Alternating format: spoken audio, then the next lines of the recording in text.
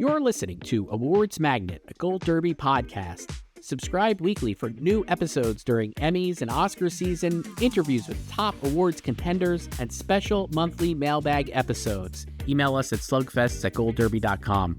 Now, on to the show. Welcome back to Awards Magnet. I'm Christopher Rosen. I'm joined by Joyce. And Joyce, it's our series finale for me. For you, I mean, and for us, it's this together. The last time we'll ever podcast together. Wow, don't say that; it's gonna make me cry. No, well, I mean, you always cry, so it doesn't mean anything. That's true. It'll mean more something if I cried. So, sure. We'll talk about this later. But yeah, this is the last. I'm graciously given a gracious opportunity to have a farewell episode with you, Joyce, as I shift to a new role at another company. And yeah, you can continue to listen to Chris and him changing his predictions elsewhere. Yes. But the Awards Magnet will carry on. Great stuff coming, I'm sure. But for you and I, Joyce, this is the end of the line. It's the end of an era, as my friend Rachel Green would say. Wow. So we're going to do one last look at our Emmy picks, and then I guess we'll just say goodbye at the end. It's fine. I don't want to make like a big deal. You know what I mean? Like people want to tune in for a regular episode. I did the background's gone. We got the old background here for the longtime fans. Yeah, no, it's for the longtime fan. The love fan. Part, yeah, the people who've been here from the beginning. Yes. Yeah. So we're recording this on Wednesday, Joyce. Coming up this weekend, the end of The Last of Us. A tremendous Hacks episode that we actually talked to Paul W. Downs about, and we'll run an episode of that you've already listened to probably as you're watching this. I mean, hopefully you should listen to that. That's our last interview together. So a lot of good stuff to talk about. We're going to spoil everything, so if you don't like spoilers, like get out of here. So let's just do one last look at our picks, quick, with us together before the eligibility period ends next week. Our shows are wrapping up, Joyce. I think after this. Last of Us, we got Mountainhead coming next week, Under the Wire, the last episode of Your Friends and Neighbors. Your fave. Love it. And we've both seen Mountainhead. We have. I don't think we can talk about it yet. Yeah, I don't think the embargo's up yet. And your fave Sirens. Oh, I love that. That's out now. You can watch it right now. Yeah. I talked to Megan Faye about that. Loved it. She's great. And then next week, it's like The Stragglers, like The Better Sister. Show with Matthew Good. Isn't there a Matthew Good show? What else is there? Oh, Adults next week too. FX. Yep. Department Q, it's called. Yeah. You watch that one? I have not, but that was a last minute edition. That's when they sent Eric time slot. Yeah, when they sent the screeners. Yes. Like 2 weeks ago. Yes. All right, so let's go through our picks. So I haven't made a lot of changes lately. You will. We'll see. For comedy series, I have Hacks still winning, dominating, love it. The Studio, The Bear, which we had a new trailer this week, looked good. A lot of a little more light on its feet, maybe in the trailer at least. The trailer just felt like season 3. Well, it is the continuation of season 3. It is to be continued, but it just felt like it was like, oh, this is like season 3 again. We have a lot to get through. I won't monologue on the Bear too much, but I would say this: watching that trailer, I haven't seen any of the episodes. Very excited to do so. It does feel like that. It's more of an it'll be more of an upswing, like a good vibes around as they're like coming out from the downswing of the 3rd season. We'll see. Only Murders, I have Abbott, Shrinking, Nobody Wants This, and I have the 4 seasons still in there. I do not have What We Do in the Shadows. Yeah, I dropped What We Do in the Shadows for the 4 seasons. I just have the consensus 8, which is What We Do in the Shadows instead of 4 seasons. So I'm like in on 4 seasons. We talked about this, I guess, last time we talked about 4 seasons, but I was in on 4 seasons, and I think we were worried about visibility, but it has been it's been a solid hit for Netflix, notably renewed for a 2nd season pretty quickly, whereas some other shows that maybe you would expect to see there, like The Residents, not renewed yet. So I was like, I think it's gotten public visibility. Tina Fey remains beloved. They're all over doing FYC events. They're really promoting it heavily. And I think that's going to be enough. It's an easy watch. All those things put together, I think it'll get in. Yeah, like they announced the renewal last week with a bunch of, like a double Bridgerton renewal too. And yeah, The Residents was notably absent from the renewals. But I also don't think like the 4 seasons renewal was like that surprising, because obviously the finale sets up a 2nd season, and yeah, they're already in the business of Tina Fey, and the show was like a moderate success, basically is a moderate success. I guess like with the lack of a residence renewal, you could attribute that to like having to come up with a new mystery, you know? Yeah, It's like they're I was not just using like that. right there. Yeah. It wasn't a pejorative against the residents No, necessarily. no, but like I don't think like because like that is well watched too. But I like I do think like currently the Four Seasons has more of an upswing in momentum than the Residents, which premiered 2 months ago at this point. Yeah. I don't know, because it's like obviously nobody wants this to still the bigger Netflix show for them. Also they're doing good FYC stuff for that. They're like Adam Brody and Kristen Bell are everywhere, and they brought the whole cast out to New York last week. You could assume like are like the voters just, for a lack of a better word, lazy and just gonna go with Shadows, which they've done before. And when Shadows missed, it's like it was more crowded, and I don't know if this year's necessarily that crowded if we're trying to fill out the final spots. I think that's fair. I guess the other thing for me is like I just looked at the Four Seasons. I think that the only reason holding me back from the Four Seasons this whole time was the date, but I think the date has not been an issue at all. That was why I'm going to stick it back in, and I kept Nobody Wants This because I think that the visibility of that is just too big. It's just too big to fail. I don't know, because like also with like Shadows like ending, I don't know if the last season was its most beloved season. That was my vibe, but we'll see. But I know it could just get it from like inertia. So it could. I mean, that would be it. I think those are the 9 shows though to me that like we're really focused on. I wouldn't really take. I mean, like right after that, there's A Man on the Inside, another Netflix. Yeah. But again, that just feels like a TED play. Yeah. And then Poker Face. Remember Poker Face? Well, we'll talk about it next. 6 episodes. Comedy actress. I want to see what you're up to here. I took out Selena Gomez, Joyce, to get the Selena haters mad at me one last time. But I have Jean Smart, Iowa Debris, Quinta Brunson, Kristen Bell, Tina Fey, and Natasha Lyonne. I'm sticking Natasha Lyonne in there. What is your sense of this season of Poker Face? This new season of Poker Face? It's, I'm not a huge Poker Face fan in general, which kind of like hurts me because I love murder mysteries. Mm-hmm. But I wasn't like besotted with the first season. And this season, solid. But I think, I don't know, it kind of feels late. And then it's only 6 episodes eligible because they're only dropping 6 before May 31st. Yes. I think like there's something with like the time off because it's like almost 2.5 years since it's been gone, and then it coming so late, and I don't know, it kind of feels like a little lost, but they're promoting it a lot. Like Natasha always campaigns. She's campaigning like crazy, obviously really beloved. I have her in 6th, and I'm like, should I drop her and put Selena Gomez back in and keep Tina Fey? I think if I'm bullish on the Four Seasons for series, I'm going to remain bullish on Tina for acting. I think she's great on the show. It's like a really good performance, which maybe doesn't matter always. But the fact that she's Tina Fey, it does feel like similar to like how Maya Rudolph was getting in for Loot, right? Like that kind of thing. So yeah, but like Maya is like that's I think they're at different places in their in like what they're being embraced by the Emmys, because like Maya, she's won like almost at half as many, or she has won like half as many Emmys as like Tina has in her whole career. And like Tina also hasn't been nominated since the Kimmy Schmidt interactive I guess special. I would say like the thing is like that was 5 years ago. What opportunities has she had to be nominated, right? Like really?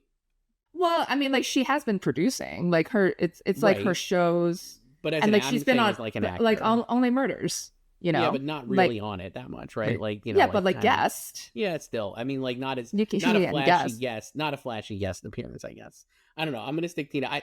I'm thinking of dropping Natasha, and I guess I would go with Selena Gomez. And maybe for old time's sake, Joyce, I'll flip my picks, drop Natasha, and put Selena Gomez in, and keep Tina Fey. Wow. Well, I have dropped Natasha. I put in Uzo.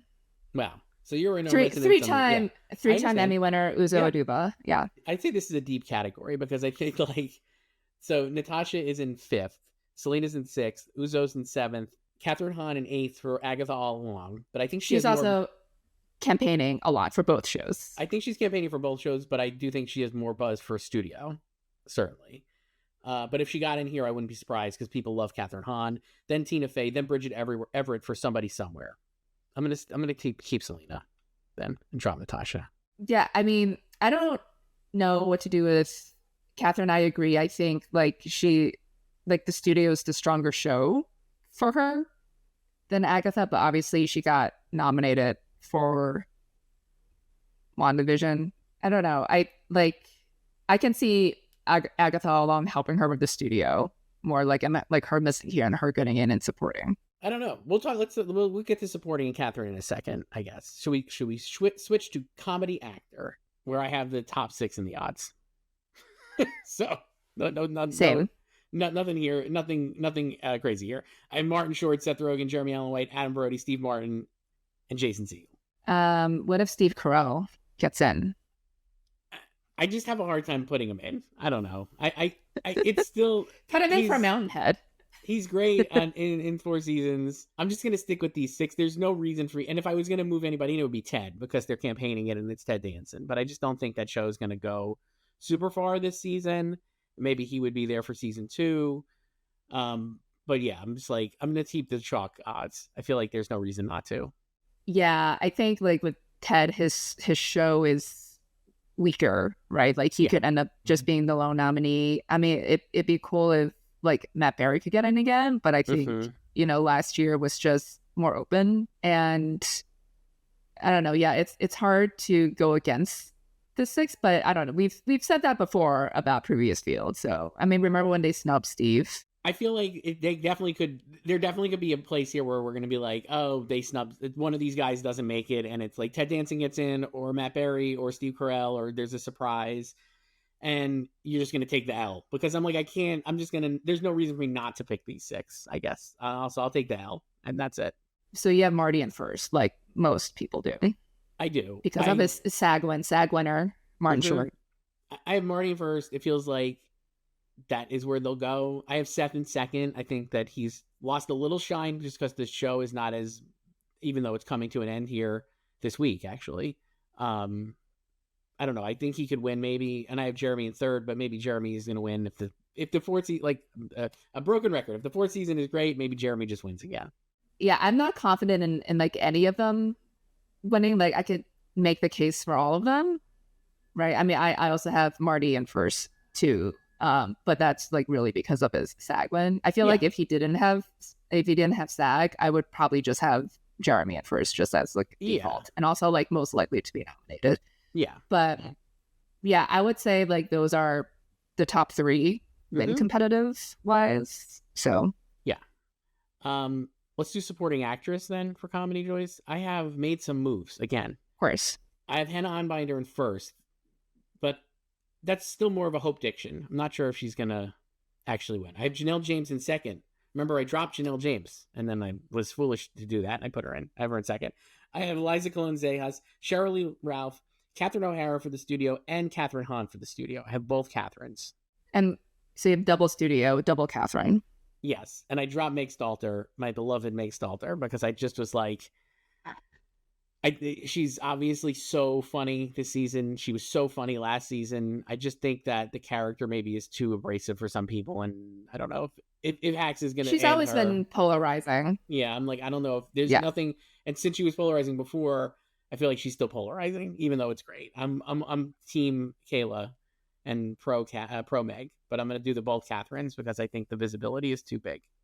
I'm just gonna keep Meg for now. So I have Hannah, Liza, Cheryl, Jessica, Janelle, and Meg, because I got Meg at 100-1. So I'm just gonna keep her until I can't. I mean, that makes sense. Catherine is still 62-1. She's still behind Meg. Catherine Hahn, not Catherine O'Hara. Catherine Hahn, though, to me is like I've seen more. Maybe it's my algorithm just feeding me what I'm looking at, but I've seen more about Catherine Hahn on the studio than any of these other contenders. I feel like so. I feel like there's like a disconnect between like viewers of the show who prefer Catherine Hahn, especially like younger viewers, because like Maya is so Gen Z coded, and like so she's very popular in online spaces, whereas like in the punditry world, if you're following this stuff, even before the show premiered, everyone was like Catherine O'Hara. Yes. you know, And I so think I they'll think both get in. That's why I think they'll both get in. so. They could both like definitely get in. So, but I think that's where like the disconnect is because it's like Catherine O'Hara had the head start because she's Catherine O'Hara, Emmy winner, Catherine O'Hara icon.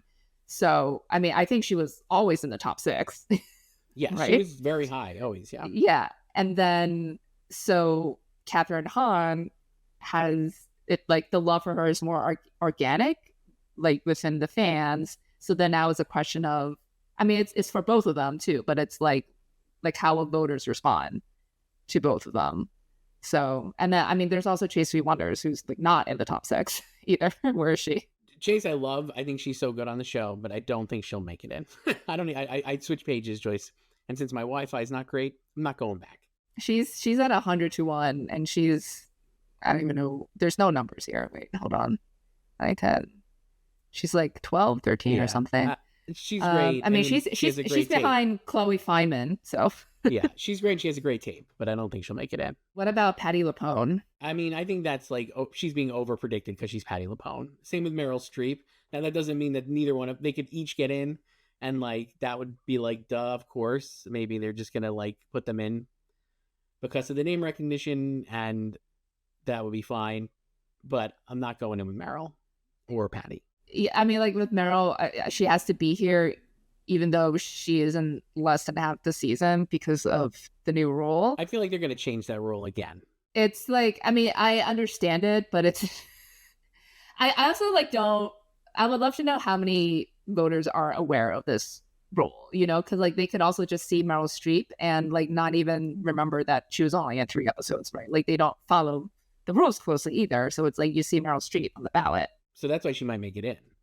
So. And comedy supporting actor, Joyce, I have Harrison Ford for Shrinking, Eben Moss Backrack for The Bear, Paul W. Downs for Hacks, Tyler James Williams for Abbott, Ike Barinholtz for The Studio, and Coleman Domingo for The Four Seasons. Of course you do. I just have the top 6. So you have Michael Urie. Yes. Critics' Choice winner, Michael Urie. Love Michael Urie, Critics' Choice winner. He's so great on the show, and he's got a really great season of material to have here. But I just was like still not convinced that Shrinking could have 2 nominees here. I don't know if the show's big enough. I mean, the acting branch was here for it for season 1, but not in this. So category. It got 2. No, but it got 2 surprise nominations. Sure. For season 1, so they did not nominate the person that everyone thought they would. Sure.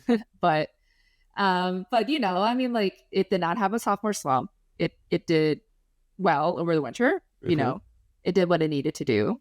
I can see only like Harrison or even just Michael getting it. Maybe it'll stump Harrison again. I was thinking, what if they? I was just going to say, what if they stump Harrison again? The reason I went with Coleman Domingo here is, I think he's such a beloved figure in the industry, and he's such an easy name check. So maybe Ike Barinholtz misses and Michael Urie gets in, but I do think actually Coleman Domingo is pretty solid here. It just feels like, and he's also really good on the show, and I think the show has gotten like a good boost. Plus, it's like a discovery because he's doing comedy. So I was like, all those things sit together. I think he can get in. Ike is also in 4th now. So a lot of people added him after the Globes episode. That makes sense. I mean, the Globes episode is great.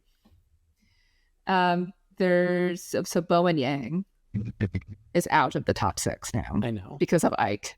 Do you think if Bowen had said this was his ending of SNL, would that move him back in? Do you think people care about this? No, I don't think if this is the last hurrah for him. No, I think like a lot of his I think for SNL people's candidacies in general, I think it depends on the field. Right. You know, he's the most recent new cast member to break in. Yes. So they haven't nominated any of the newer cast members yet. Like, obviously, you know, the SNL stands would love, like, Marcelo Hernandez to get in. I don't know. I would go Sarah Sherman, but I don't think she's going to get in either. Yeah. On to drama, Joyce. End of The Last of Us is here. I've watched the finale. I'm pro Last of Us. People do not love it this season, at least online. There's more. I don't know if it's divisive. I wouldn't say that, but I think there's more people like, I'm out on the show.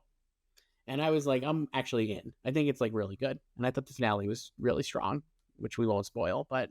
We won't spoil the finale, but I think if you know the game, you can figure out how the finale ends. You can definitely look on Wikipedia and Google and then read the plot summary for The Last of Us Part 2 and definitely see how it would split into 3 different seasons. That would be my suggestion to you. Very, very easy to figure out and how the season ends. I thought it was good. So I have it in first. I have Last of Us, I have The Pit, Severance, White Lotus. That's how I did the top 4. These are the 4 contenders I think most people think are the best chance to win, right? Of the, no disrespect to the other nominees, potential nominees. These are the 4 shows that if one of these shows is going to win, it's going to be one of these shows. Last of Us, Pit, Severance, White Lotus. Then I have Slow Horses, Andor, The Diplomat, and Squid Game. So I just have the top 8. I also have the top 8. And no, I don't have the same order. As you know, I've had The Last of Us in first this whole time. And based on this season, I don't know if like the response is not as rapturous as the first season, but the season is also so different from the first season, right? And there's also a lot of other factors too with the addition of Abby and like the toxicity around that. And then just the structure of the season too, I think it's not quite landing with everyone. There's the fact that it's shorter too. It's only 7 episodes versus 9 last time. And I don't know if like the penultimate episode is the best spot for the Pedro flashback that does not move any plot forward. Like I understand having to do the episode, but it kind of reminds me of Severance's back-to-back, character focused episodes right in the middle of the season. There are actually a lot of, to me, like, I think there is a lot of similarities between the structure of these seasons too and the way they resolve, which like is, I mean, again, I will not spoil Last of Us, but if you're expecting a resolution, I would say do not, but especially because we know they're not telling the whole story of the second game. So it ends on a cliffhanger. You're definitely like, I want to see what's next. I think they're very similar. I just feel like the things I love about I'm going to say this, and then the Severance fans are going to be like, I'm not saying this is a negative to Severance, but every aspect of The Last of Us to me is like so well done. I think it's actually really, maybe because I've been watching a lot of the making of the things they do at the end of the episodes. The featurettes, yeah. The featurettes. I've really enjoyed those. I think they're like really giving great context to the show, and you could really... You're also talking to everyone on the show, so like, you're compromised, yeah. They understand the criticism because the criticism of the show has already been there for the game, right? Like, this is not like, it's like, the response to the second game was like very like this as well, where it's like some people liked it, some people were upset with the narrative, but that's still the story they're telling, and they're confident enough in their storytelling abilities to just tell the story they want to tell. All this is saying that's why I have it in first. I still have The Pit in second because I think none of these shows has more enthusiasm than The Pit, and I think its first season compared to the second season of Last of Us, the third season of White Lotus, and the second season of Severance is the best season. No disrespect to those other shows, but I think the success of The Pit's first season is better than the success of these other seasons. None of this means it'll win because it's a new show, but that's why I have it in second. I would love to put The Pit in first. So, but I don't want to do it yet. We gotta wait to see how the nominations shake out. Yeah, like I think it could definitely win, and no, I agree. I think it has the most like organic passion, and like there were no expectations for it awards wise for sure when it premiered, right? And like, I mean, let's be real, there are like a lot of like snooty, snobby people predicting, right? You can even like call us that sometimes. Yeah, of course. And who like look down on procedurals and say like they have no chance and everything. But that's also because like you're going by history, right? Like the Emmys have not touched these kinds of shows in years too. But I think also while this season was airing, there was kind of like a little bit of resistance to accept the fact that it was breaking out. Like I think it's one of the few shows where you could see that there is also passion within the industry from it. Like so many famous people love the show too. And like Katie Couric was stalking Noah Wyle to get him to do an interview. If it wins, it's going to be like when Hacks won. I just think like I don't know if I'll ever predict it to win, and it depends on the nominations, but I do think it's like when Hacks beat the Bear, say whatever you want. In the end, I think one of the real reasons Hacks beat the Bear last year was because people just loved Hacks. that the passion for this third season of Hacks was so great that it was a comedy, and it's like, this is why it won. I think if The Pit wins, you could say the same thing, that it's like, this is a TV drama that's like an old school drama, and people just really loved it, and that's it. I mean, it'd be kind of like when Fleabag won, right? Like that was just like completely organic and passion based, and like people in the industry too were in love with it. Like I've said this story before millions of times, but I was like, I sensed like Fleabag winning, and I finally put it in first after John Landgraf's executive session at TCA when he mentioned the show and Phoebe Waller-Bridge unprompted 3 times. I'm like, they're just obsessed with this, and I can see that being the case with The Pit as well, because it's also the most different of these top 4, right? And I think it makes you care the most too. Like it has that. This like is it has 100%. Heart. So this right? is it. And Like, like, I feel like The Last of Us, you're crying. The Last of Us definitely can make you cry. Obviously, like I think the flashback episode with Joel was like really emotional, and I think people the were porch crying. scene, yeah. The porch scene is great, and it's like you're crying though because it's incredibly sad. The show is just so sad, and The Pit is also very sad. But at the end of the day, it's also incredibly hopeful, and like you're crying. Like when I cry at that show, I'm like, oh, like not just crying because like a kid is dying, which is so sad, or like somebody's dad is dying with the dementia or whatever, but also because it's like, man, these people are just all working together. It's like really, there's a lot of hope there, and that like people are just like able to overcome. It's nice to watch. Yeah, it's nice to watch people be good at their jobs and just do their jobs well. You know, so I could see it winning, but I'm not doing it. And then like, yeah, and like the the White Lotus is a satire, like cynical, and about shitty people, a lot of shitty people, and it's funny, entertaining, but it doesn't make you feel the same way. And Severance, obviously a lot of passionate stans, but I also don't think it's like the same emotional component. The fans love it. The fans would say right now, how have you not even mentioned it as a possible winner, which we'll then mention now. It's still in first. It's still in first in the odds. Yeah.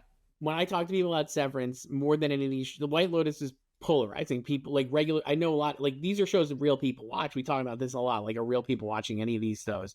Every real people watch all 4 of these shows. These are popular shows that people watch that are not just in the industry. When I talk to people about these shows, The Pit, they're raving about and they love it. The Last of Us, mixed, but they do like it. Severance, cold. That's the vibe I always get from people, where it's like, it's hard for me to get through. Sometimes I have to run the episodes back. It's hard for me to pay attention. And then The White Lotus, polarized. Didn't love the ending, not my favorite this season. That means nothing. This is anecdotal, like people in town, you're walking, like just like real people I'm running into talking about these things. But I think that could really carry over in the industry too, because in the end, the industry is just real people watching TV. They just happen to be in the industry. Yeah. And then, like I think with Severance, it's like there's, you feel like connected to certain characters, right? But because of like the setup of the show, it's mysterious and important, obviously. Yes. But it's like there's like an opaqueness to it because of the innies and the outies, and like it's plot wise not knowing what's happening too. So there's like a little blankness to it. So I think that's where kind of like the emotional connection might be lacking, where you can easily get that from like Joel and Ellie on The Last of Us and on The Pit in general. Yeah. So, but still in first. So Severance stands, don't come at us. You can come at Chris because he won't be here anymore. So let me ask you this. Do you think we have to rush through the rest of these because we're running out of time? Do you think that Severance or Last of Us will have the most nominations of any show? Which one will have the most nominations? I think it could be, based on their previous performances, it was The Last of Us. Yes, it had 24. Yeah, 24. White Lotus had 23 last time. And Severance had 14. Yes. Now, Severance, everybody's expecting to add in different places. And I think it could. I think The Last of Us could actually go up to like 27. I think it could get like 3 directing nominations. Well, it depends on what they're submitting. I think they'll submit all of the individuals, and I think they'll just get I think they could get like 3. I think they would get the 4th episode, the 2nd episode, and Joel's episode. That's Mylod, Kate Herron, and Neil Druckmann. I think all 3 get nominated. HBO is usually pretty strategic with, like they don't tend to oversubmit. So, yeah. But like these people can also submit individually. So But I do think Last of Us could increase, and I would say that. Okay, actress, much easier, I guess, to talk about. I have the chalk top 6, but I have Bella Ramsey winning instead of Kathy Bates. The other, all in order of appearance on the predictions: Kerry Russell, Britt Lower, Elizabeth Moss, and Melanie Linsky. I have that too, but like I can obviously see Lizzie and Melanie this but if they were gonna miss the people I was looking at, actually, well, you're gonna laugh. Obviously, Marisa Abella I would put in after her BAFTA TV award win for my favorite show, Industry. I'm shocked you didn't do that. I want to, but I didn't. But I would put her in, and maybe I'd go back to SAG nominee Nicola Coughlan for Bridgerton. Yeah, I could see that. Or Sharon Horgan for Bad Sisters. So, but I don't know. I think like Britt, Carrie, Kathy, and Bella are obviously in. It might feel weird to say about Britt Lower since she was not nominated last time, but I think just the field being top heavy, I think she's in. It would be absolutely psychotic. It would be really bad if she does not get in for this. I can't even imagine that. Yeah. And then obviously Kathy's in first in the odds. I have Bella in first. I think they're like incredible in this season. There's so many great moments, and I don't know. I guess Kathy could win. Either way, I think it's a historic, in air quotes, Emmy win based on recent history, because Bella would be the youngest winner ever, and Kathy would be the first network winner since Viola Davis. And she'd be the oldest. Yeah. And she would be the oldest. So I don't know. I'm gonna stick with Bella. Yeah, I've always had Bella in first, just knowing what the game was gonna be in this first part too. So, and they've delivered. So yeah. And then for actor choice, I've got Noah Wyle, Pedro Pascal, Adam Scott, Gary Oldman, Sterling K. Brown, and my good friend John Hamm for Your Friends and Neighbors. Of course. I obviously have Eddie instead of John, so I have the chalk 6. So Eddie's in 6 in the odds. You talked to Eddie Redmayne. I did, but I had him before I talked to him. So he was great. Yeah. Noah Wyle's moved into first in the odds. I think we both have him at this point, right? You do, I'm sure. Yes. I have Pedro in second. I think they have not officially confirmed that he's going to be lead, but it would be just shocking to me if he wasn't here in the lead. I could easily see him winning. I think he's not in a lot of the season, but he obviously is such a huge part of the season. He's got so much great material, and people just love him. But I actually think they also love Noah maybe as much, and I think it's his time. So I think Noah could win. That's why I have him first. Yeah, I think a lot of people either got rid of Pedro completely, or moved him down to the bottom 3 after Joel died. But I just moved him down to 2. It's because knowing that the flashback episode was coming up too, and he is beloved, and the show they like the show, right? And then they obviously also put the porch scene in the flashback. They moved it up because in the game it's at the end of the game. So scene, yes. I think that's fair because who knows when we'll get season 4, right? Well, I interviewed Neil Druckmann and I asked him specifically about this choice. And what he told me was, in the game, you could play the game any pace you want, and people are going to play it in a week, or and they're going to get to see finish the whole it in thing. 5 days. Yeah. And he was like, the TV show is going to be over multiple seasons, and they wanted to make sure the emotional part of the Joel and Ellie relationship was contained into this season, because if you watch it 2-3 years from now, maybe it won't land as well as it does now. Exactly. Now that means they're going to have to figure out how to end the show. Maybe they'll flash back to another scene with Joel and Ellie that we haven't seen yet, or maybe they'll do something else. But the fact is, it makes sense from a storytelling perspective, and for Pedro's Emmy chances, I think it really helps. So there you go. Yeah, for sure. It makes total sense, even if it feels like they blew the best scene or whatever you want to call it so early when they're not done adapting the game. But obviously they can create new scenes for season 4. And yeah, I don't know. Yeah, I have Noah in first because I can definitely see him winning, even if the pit doesn't win anything else. Yeah, I feel like he's at this point the best chance for it to win anything. Let's do supporting actress choice, where I've got some wacky picks based on the odds, but I have Carrie Coon in first, ride or die for Carrie Coon. Parker Posey, Isabella Merced, who I think is just so great on The Last of Us, and even though she's even really great in the finale, she has a couple of great scenes. Amy Lou Wood for The White Lotus, Allison Janney for The Diplomat, and then I have Taylor Dearden for The Pit, your fave, you interviewed, and Dickon Lockman for Severance. So I have to replace Caitlin since she's in guest. I don't know who to do. Like, I could like go to a White Lotus, or I could do a Pit, or Severance. I don't know, but like, which Pit should I do? Taylor Dearden. I could do Taylor. Taylor made you cry. That's why I put her in. I think she's so wonderful. And I also think being Bryan Cranston's daughter doesn't hurt.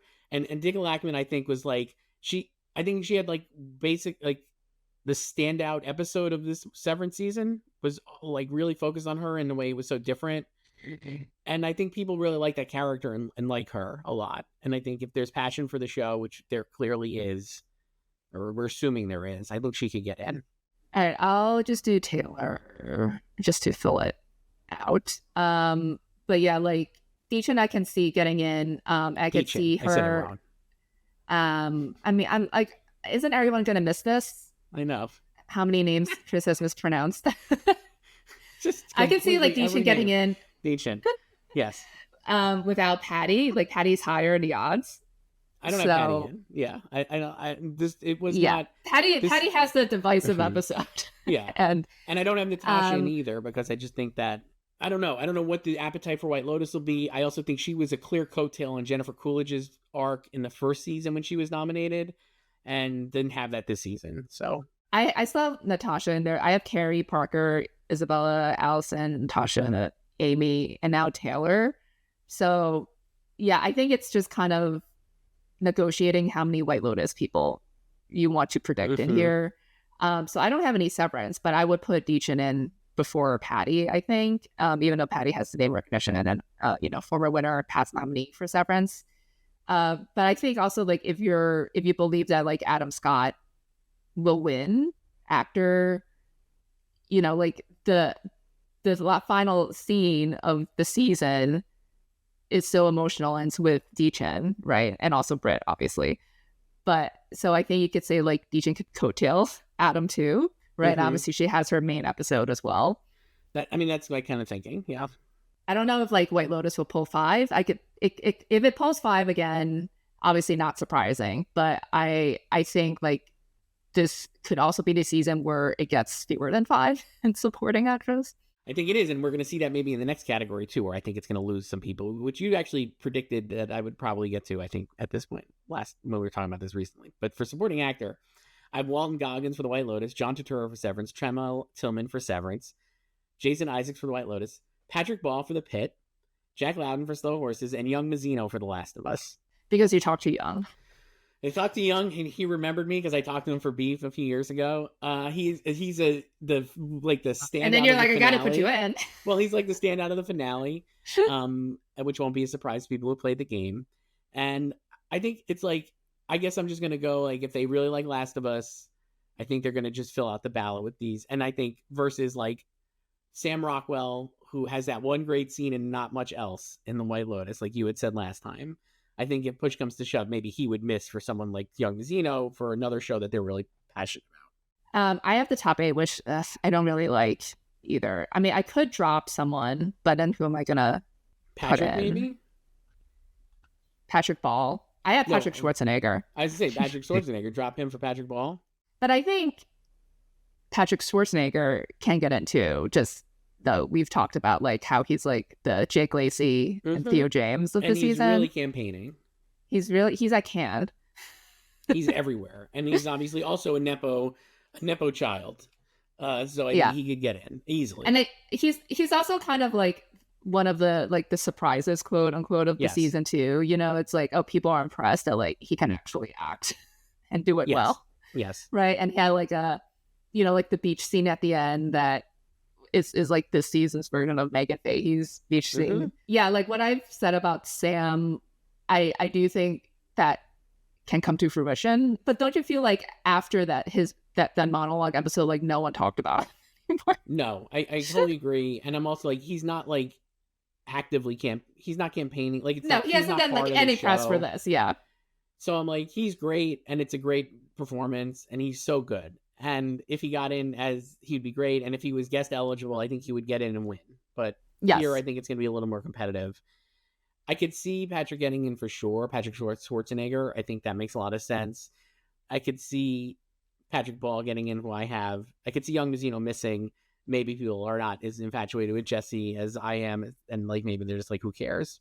But I do think that he was a past nominee. Even though maybe Beef was, I don't know. I think they're comparable because I think he was like a coattail with Beef too. And it's a different category. You had him winning for Beef. Well, once he got nominated, because I thought they were just going to sweep through for Beef, right? But I'm like, I do think that there's some coattail possibilities here for him as well. I mean, once upon a time, I had Jonathan Pryce in here for Slow Horses. Yes. Which would be, I feel like he'd be a great nominee. I don't know if he can get in, but what about Zach Cherry? More severance. I think, again, he could get in similar to like Deacon. And then James Marsden, who you talked to also. Paradise, remember Paradise? Great show. I don't think he's going to get in. I'll be here for him in season 2 of Your Friends and Neighbors, though, Joyce. Joyce, I think we should just stick there and not do Limited because we have to wrap up. I mean, Limited is like Adolescence and Penguin. Not much to say. So I have Adolescence and Penguin everywhere. And I guess we'll talk about them another time. Never again. We'll talk about them with our, you and I on text. And not for public consumption. Yeah. Joyce, this was so fun. I'll be earnest for a second. The most fun I've ever had at any job was doing this pod with you. Your check is in the mail. No, it was great.